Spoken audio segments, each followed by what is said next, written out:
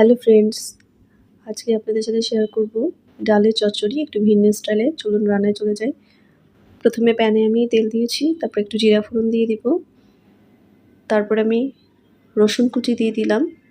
রসুন কুচি দিয়ে আমি কিন্তু এখানে হলুদের গুঁড়া দিয়েছি, বাট স্কিপ হয়ে গেছে, সরি।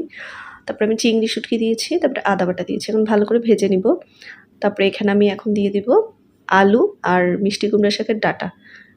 সুন্দর করে আমি লম্বা লম্বা করে কেটে রেখেছি, একটু লম্বা শেপে কেটেছি। আপনারা যেমন শেপে ইচ্ছা করে কাটতে পারেন। এভাবে আমি কেটেছি। মরিচের গুঁড়া দিয়েছি আর ডালটা আমি 30 মিনিট ভিজিয়ে রেখেছিলাম, সেটা আমি দিয়ে দিলাম। লবণ দিলাম। এখন আমি ভালো করে কষাবো। কষিয়ে ঢাকনা দিয়েছিলাম, কষানো হয়ে গেছে প্রায়। কষিয়ে তারপর আমি এখানে গরম পানি ইউজ করব সিদ্ধ হওয়ার জন্য। একটু বেশি মাখা না, মাখাই রান্না করব, মানে বেশি ঝোল রাখবো না। পানি পরিমাণ মতো দিয়ে দিতে হবে। আপনারা যতটুকু খেতে চান, মাখা অথবা ঝোল যতটুকু রাখতে চান। পরে কিন্তু ডালটা আরও শুকিয়ে আসে, আরও ঘন হয়ে আসে। তারপরে আমি সিদ্ধ ডিম দিয়ে দিলাম, তারপরে ধনেপাতা দিয়ে দিলাম। আপনারা চাইলে ডিম না দিলেও পারেন, স্কিপ করতে পারেন।